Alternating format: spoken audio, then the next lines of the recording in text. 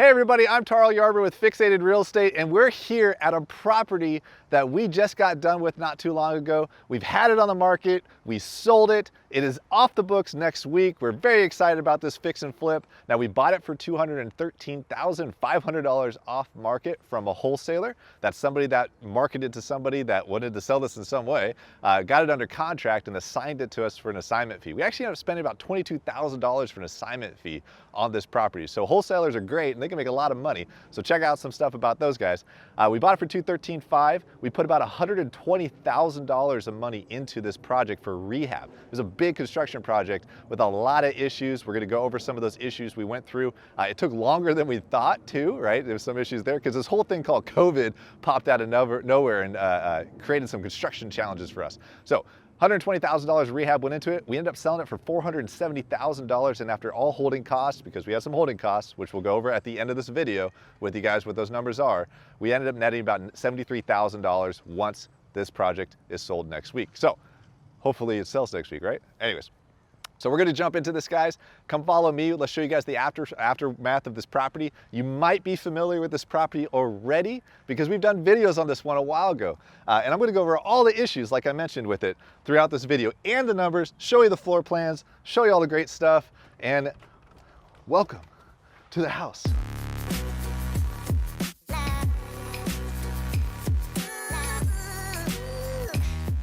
Ta-da! It's amazing. It's incredible. So this house, when we bought it, was a disaster, right? Now there's a lot of hoarder houses out there that we've purchased, and some of you guys might have purchased hoarder houses before, and those are nasty. They also could be diamonds in the rough.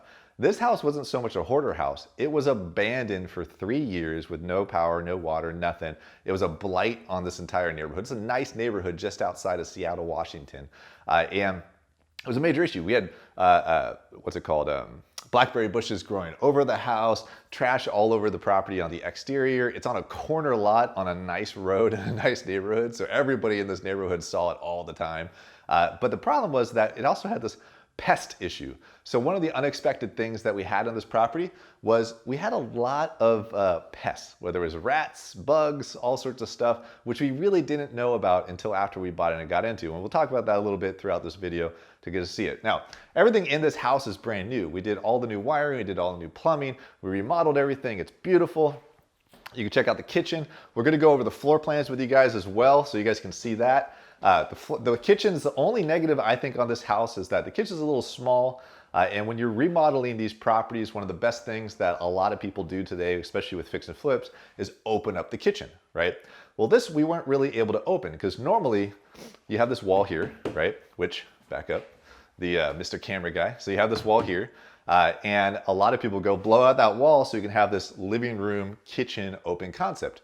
But if you guys notice, there's a nice fireplace there, and we'd have to tear out the fireplace. And the fireplace actually goes down into the basement too, and we kind of don't want to do that. That's a huge cost just to open up the kitchen a little bit. So we took a little bit of a negative on that to have a smaller kitchen. But we got creative, and we'll show you guys the floor plans later. But there used to be a bay window here too, right? That came out. It was a 3-window bay window that kind of took a lot of the kitchen space. We felt it was actually better for the entire kitchen to remove that completely and expand this out into a nice little L kitchen. There's also, this used to be an open stair concept, or sorry, there used to be walls here. Yeah, that's right. There used to be walls here. That was an enclosed space, enclosed area. We opened that up because now there's an area to go down to the basement. Now, for the rest of the remodel, as we were digging into this and as we were, removing the blackberry bushes, rats are going all over the place, and as we were trashing out the properties, bugs were coming out all over the place in this thing, and it was pretty nasty. So one of the things that happened to us on the remodel budget, the rehab, is that we really didn't budget much for pests. We budgeted like $500 because that's typically what we need to do some rat treatment and mice treatment and stuff like that. Well, we ended up spending almost $6,000 on bug, rat, pest treatments on this property, which is a huge amount. But trust me when I say it was definitely definitely needed. And the buyers for this property are extremely going to be fortunate and happy that we actually spent that $6,000 to get rid of all the buggies that were in this property. So it was a lot of fun when our team members would come to this house, and it'd always be a check to see, do we have bugs on them? Are we carrying them other places? Where are they? Like some of our team members were, like our camera guy who's holding this, Alex, he was too scared and a sissy to come into here to check out the bugs and stuff. That was Nate. That was Nate. Oh, that's probably Nate. Oh, sorry, I confuse you guys all the time. So we'll show you guys on the floor plan, but this bathroom here, this bathroom existed, however, it didn't look like this before. So when you're flipping a property, one of the main things that we look for on a house, especially when it's a big house, this house is like 2,400 square feet. There was no master suite, no master bathroom. They just had one large bathroom up here and a bathroom downstairs in the basement. So we needed to add a master suite to get a higher value for the property as much as possible. This bathroom, which you guys will see in the before photos, was just this big, massive bathroom with a huge jetted jacuzzi tub and all this kind of stuff. It was really weird. And it took up a ton of space. So we ended up cutting the bathroom in half and was able to get a 5-foot bathroom here. And key point for those of you guys remodeling, most tubs are 5 feet by 30 inches, right?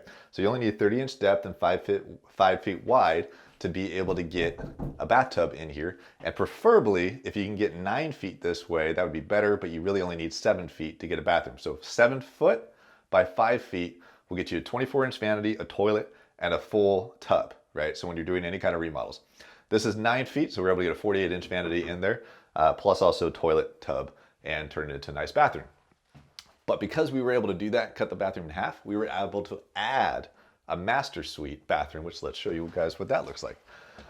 This used to just be in this area here. This is the master. It's not that big, but it was the only way to make it work. There used to just be one big closet right here. So, and then nothing over here, which you'll see in the before photos. So we blew that all out. So if you guys could believe this, this plus over there used to be one giant ass bathroom, like huge, with a big, huge jacuzzi tub that was all nasty and messed up with a lot of bugs. And instead we made a walk-in shower, big enough for me and Alex to be in here together, our camera guy, which is great. And so, you know, check that out later. But we only got a smaller, because we only went 7 feet this way, we got a little bit smaller vanity. It is what it is for it. So because there's this kind of weird nook on the outside, so we couldn't go out any further. That bathroom sticks out further outside of the house, so we were able to get more depth in there. So, but this worked out. We got a massive walk-in shower. It's good for people. We saved money on not putting a glass door in here. A lot of you guys sometimes ask, you know, do you add a glass door or do you not? We don't when we're doing mid-grade level houses. We typically do when we're doing higher grade level houses, right? So for us, shower curtain works. It's not going to get us a higher value for the property to spend $1,000 on a glass door. So we save on that cost, let the homeowner decide on their own when they buy it if they want to do that. If this was a higher end home that we were in a better area of Seattle and for our market, yeah, we would definitely put a shower enclosure in there for sure. But you don't always need to spend that money if you don't want to, okay? So double check that stuff out. Walk-in closet, no big deal. Don't worry about that. But some of the other issues we had on this property that wasn't expected, right, when we came through it was, well, downstairs was a partially unfinished basement. The floor plan was weird. It's pretty nasty. There wasn't as many bugs down there as there were up here, but they definitely were down there. We also had a little bit of water issues. We had a grinder pump, grinder pump, which is basically what we call a poo grinder, right? It basically is a poo ejection pump because of the below grade. We had a few other HVAC issues. We had a really messed up head height issue down there too. HVAC, we don't have a lot of ACs in the Pacific Northwest, but we have furnaces. And the ducting was so low and so scattered throughout that we had to remodel all that out of there and remove a ton of it. It was a budget item that we didn't budget for on our property. And we didn't realize that most of the ducts were pretty freaking nasty for being empty for 3 years. And we had to get them not just cleaned out, but also remove and shift around a whole bunch of them because it was really killing our head height. So that was an increased cost in our rehab that we weren't planning for either. So sometimes with these nasty properties that are kind of messed up and you have to make quick decisions for whether or not you buy them or not. One of the negatives at times is you don't get to spend an entire week or 2 weeks analyzing the complete rehab of the property and figuring it all out. Sometimes you only got a day, sometimes you got a couple hours, sometimes you got a couple of days to do what you can. And then once you remove all the trash and start demoing, you might find some surprises, right? The more time you have thoroughly investigating, the more likely you'll be able to find those surprises so you don't get as many change orders. This property, there was nothing we can do about it, so we put a big budget on it, and we still went over on our budget, unfortunately. But we also bought it right, so it was okay for us to go over the budget a little bit.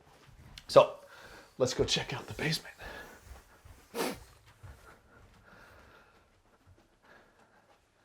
Now, this used to be the most funky floor plan ever. You had to go through this area here to get to a bedroom. So you basically had a kind of bedroom-ish to get to another bedroom-ish in the back, and then you had a bedroom over here, and then you had this all closed off and kind of weird like, and nasty and whatever, right? So our big issue was this head height. This is actually ducting right here, because there's a lip that comes up on the ground and makes me taller, right? And this wasn't a beam. This had a whole bunch of pillars and all that kind of stuff and framing. So we figured out a way how to just open this up, get the ducting where it needs to be, reduce it a bit so we can kind of get some head height and have a nice family great room, get 2 bedrooms back there, and this other nasty bath that you'll see from before photos of what it used to look like as well. This was an easy bath. We didn't change anything other than upgrade the hell out of it, and that's it. Now, changing the floor plans, we had to reframe all this down here. We had to open up this area down here. We also had to deal with the poo grinder, which, if you guys don't know what that looks like, that's a poo grinder, right? Or a grinder pump, or an ejection pump, whatever you want to call it. There's technical terms. Poo ejection pump. Poo ejection pump. Now, one of the fun things that we do, yep, that's what this is. So, I'm going to admit one of the problems we have in our own business all the time. We forget to add dryer vents. That's something that we just tend to do in Fixated, and we tend to forget it until after the end of the project when all the sheetrock's all up and everything. It seems to be a habit we've done for the last, I don't know, decade. So for some reason we don't figure it out, especially when it's in a basement. And in this particular basement, we had everything done here. We even had the dryer vent on the scope of work to get done, but we kind of missed it and we didn't get it done. So we had to recut the sheetrock out and put this dryer vent here because we couldn't put it out here because this is all cement. All of this, there's actually cement. This is framing, but then there's cement all the way around it because it's the foundation. So you can't really, it's not cost effective to cut into that. So we had to go up and then out through that way, right? Look, we had some creativity. This could be a long ass dryer vent to get up there. But utility room, we got some finished extra space. This used to be unfinished space. It's considered finished now because we put sheetrock in it, heating, all that great stuff, right? Now, I'm going to show you guys all the floor plans now in a minute so you guys can see the before photos, or before floor plans. You'll see the after floor plan, so it makes a little bit more sense. And we're gonna dive into the numbers on this project so you can kind of see where that went through, how we financed it, how we did all that stuff. So let's go ahead and jump back upstairs and let's get the easel out and break down the numbers. We're on fire. So first things first, let's go over the floor plan. All right, so this is the as-built, right? As-built stands for before plan, basically, or as it was built. And this is what it looked like on the top floor, and this is what it looked like in the basement, right? So let's start with the top floor. We currently are standing, we're standing right here in this area. So this is the front door area right there. That's the front door, okay? And we're standing here. So this is the before, right?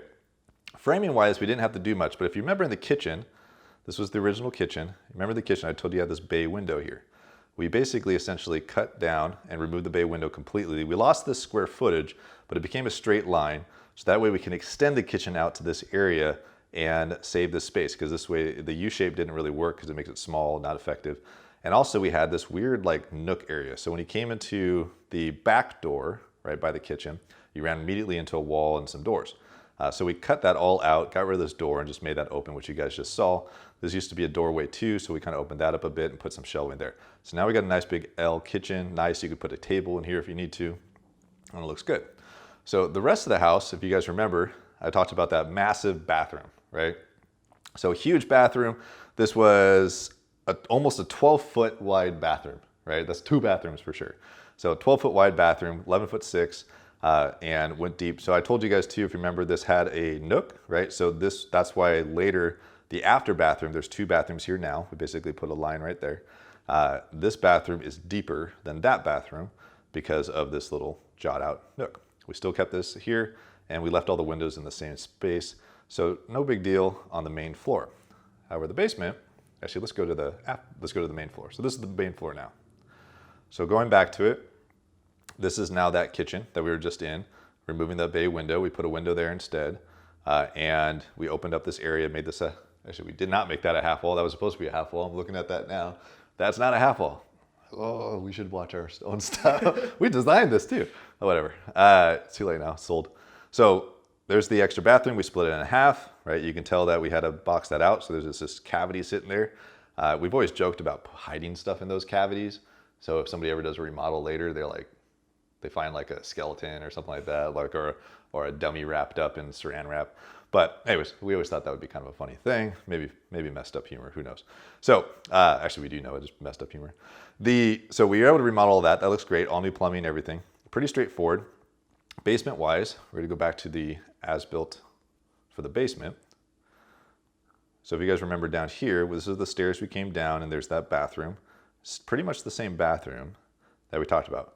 But if I did mention, when you came down, the only way to get to this bedroom back here was to go through this other bedroom-ish thing and go through this opening for this awkward area. This bedroom was fine, and then this area had this huge closed-in floating wall looking thing with a door, super short door because of the beam that was there, and a nice open area, and then a straight shot to the mechanical area. Now keep in mind, this was all nasty. This looks pretty on paper, but it was all nasty down there, right?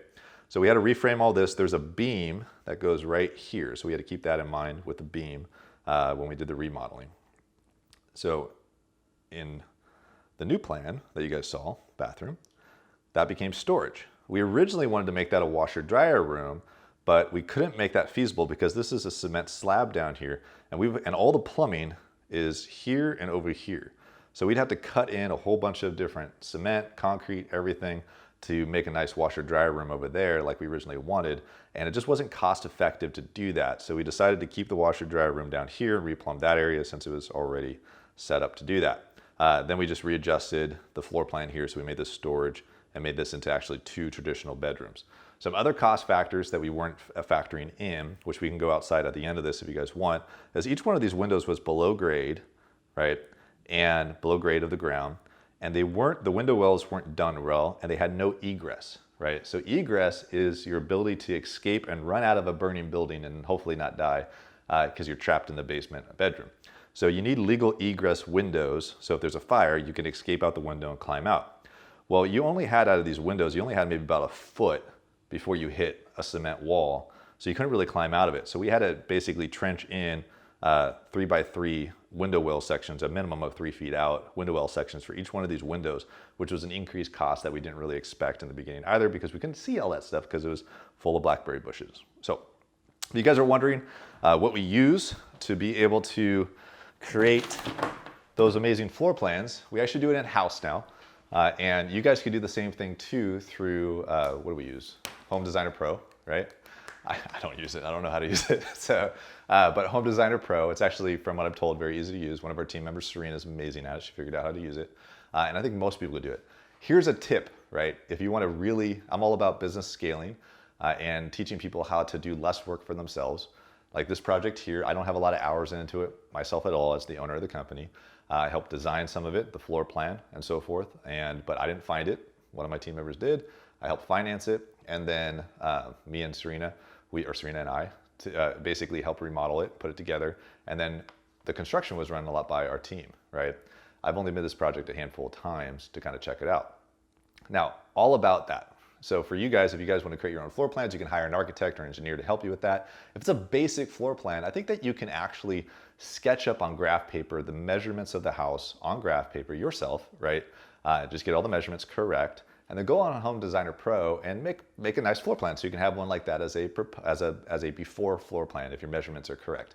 The good thing about Home Designer Pro too is that if you're wrong on your measurements and it's not geometrically set up, it'll tell you, because like you can't build a house this way, it doesn't work that way. It'll tell you if you're messed up. So that said, if you still don't know how to use Home Designer Pro, go to Upwork.com and just type in Home Designer Pro. You'll find a ton of people on there that can do it for you, and they can just scan them the floor plan and they can make it nice and pretty for you. So tips on that, just so you guys are wondering, so you can save some costs if you want to. But keep in mind, if you're doing any kind of loads, architectural stuff, everything, you should always have a professional double check all that stuff before you just knock down all the load bearing walls in your house because you think you're awesome because you watch too much HGTV. So that said, let's jump into some numbers, right? Because that's why we're here. So we purchased this house for what did we buy it for? $213,500. Now it actually was tied up for like 197 if I remember correctly, or 195. I can't, one of those numbers, or 192. Somewhere in the 190s. Right? It was tied up for that by the wholesaler. We end up paying a $22,000 assignment fee. Right? So that's a big assignment fee. Now in this area, that's kind of a normal assignment fee in the Seattle market, but that wholesaler was super stoked and we like him. We want him to send us more deals. I'll pay the $22,000 assignment fee all day, right? So that we can do projects like this. Now, $213,500. Our rehab ended up costing, and the exact numbers were $122,606 to the penny. Now I mentioned we went over budget on some things. There was a few issues we had on the rehab that we couldn't calculate. I mentioned some of them already. $6,000 for pest control stuff that we weren't expecting. All the window wells cost us a few $1,000 that we weren't really adding up.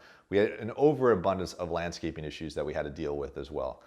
We also, the roof, we only budgeted about like $7,000 for the roof on this house because to us it didn't look that big. Maybe we should have measured it. We didn't. It ended up costing us $11,000 to do the roof on this house as well as the detached garage. So that was a budget issue. Our fault. We should have known better. Some other issues that we had on this was the HVAC, which I mentioned as well. We had to replace pretty much all the ducting on the house, which ended up being another $4 or $5,000 that we weren't budgeting to redo a 2,200 square foot house ducting, right? And also replace the HVAC, which we kind of knew we were going to do. So we went over budget probably right around $15,000 more than we had initially anticipated because we were budgeting right around 105 on this house, right? So went over budget a little bit, but luckily we bought it right. We bought it at a 20+% cash on cash return. So we had a little bit of buffer there and I'll explain that later. So holding costs, this took us 8 months. Ugh.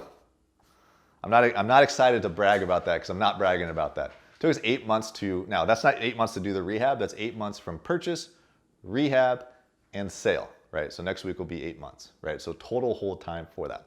So 8 months holding costs, right? For us, because of financing, we end up spending $24,600. Yep. So $24,600 in holding costs, right?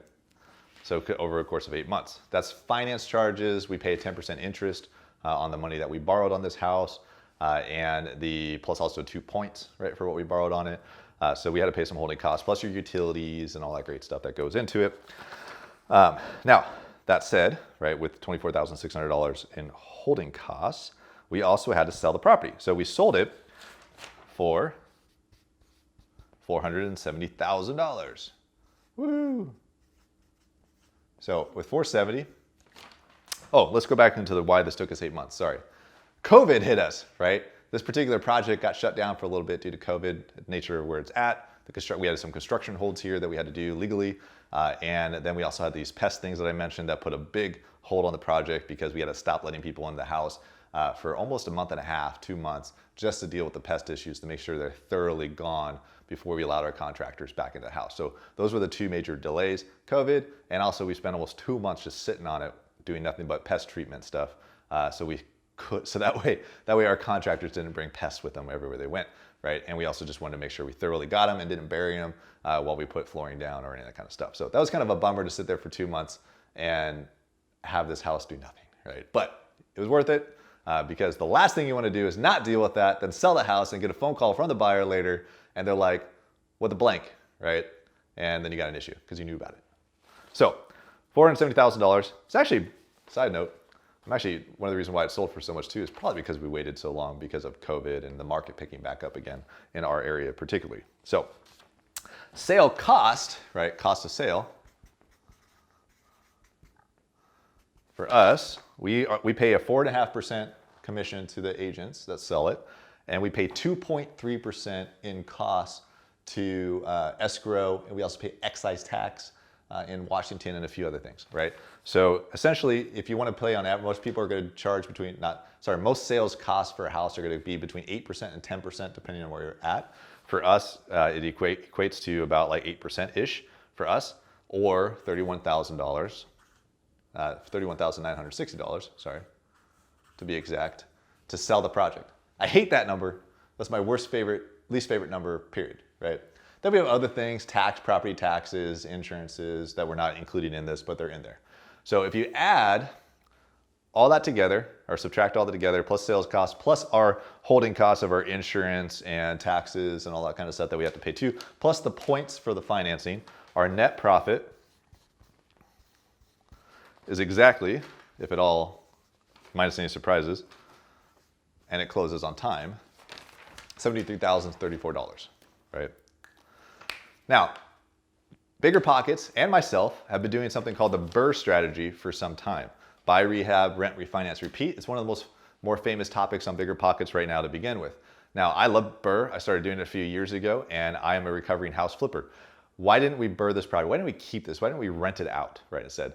Well, one of the main reasons is because we couldn't rent this out for the amount of money we would need to rent it out for it to really cash flow, right? Sure, it had huge equity, but it was only going to cash flow maybe $100 a month if we kept it, with the potential being negative if there's any shifts, especially with property management fees and everything like that, because we can't rent it out as much.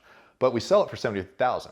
Now you can't, unless you have a fund, unless you raise a fund, or unless you have a whole bunch of unlimited capital, you have to generate capital into your business in order to be able to keep properties in the long run, like BRRRRs and rentals and so forth, right? Because you got down payments, you got holding costs, you got also project costs, operation costs to be able to do that. So flips can be a great way to generate capital into your business for yourself personally, as well as wholesaling and all those things. Those are tools. So when you're investing in real estate, in my opinion, true investment is holding on to the projects over time in multifamily, single family, land development, whatever it might be, holding into those things and investing into real estate over a period of time. I think flips and wholesaling is more transactional based. Yes, you are investing into it, but they're short-term transactional based investments, right? That you're doing for the purpose of capital. Because this $73,000 is taxed at the highest bracket you could pretty much be at no matter what your entity structure is, right? Except for C Corp. But I'm not a CPA accountant, so don't quote me on that stuff, or attorney. But most people, including myself, are going to pay income tax on this, right? Versus capital gains tax when it's held. But I still need revenue coming into my business in order to buy those rentals, in order to invest in multifamily, in order to do developments and so forth. We need that capital, or we got to raise it from other people, which is also an amazing thing to do too. So every now and then you got to flip some houses, in my opinion, to keep my business running. So yes, we want that 73 grand now to be able to influx into our business, more capital, to be able to go invest and keep better properties that are better for our portfolio in the long run, right? So don't shy away from that stuff. I also think flips make you really, really good at the BRRRR strategy, because all a BRRRR is, buy, rehab, rent, refinance, repeat, is a flip that you don't sell and instead you refi and rent it out. That's it. You still have to build the equity, build it all up, do it right. And you can check out more YouTube videos on BiggerPockets where we go into that. I've done a lot of BRRRR strategy walkthroughs on the YouTube BiggerPockets channel that you guys can check out throughout there. There we go into deep dives on monthly costs, monthly revenues, all sorts of stuff, return on investments, everything for BRRRRs and how you can get better at those too, right? This one's particularly a flip. That said, my name is Tarl Yarber. Make sure you follow me on Instagram at Tarl Yarber. Also, like, comment, subscribe to this video as much as possible on YouTube, Facebook, Instagram, all the BiggerPockets channels that are out there. Also, check out the pnwrealestateexpo.com. It's a conference that we're doing, virtual conference that we're doing, not BiggerPockets, right? That you can check out that a lot of BiggerPockets contributors are going to be at. So go to pnwrealestateexpo.com. Check it out. It might be for you. It's coming up September 18th and 19th next month, right? So check you guys out next week, and we'll talk later.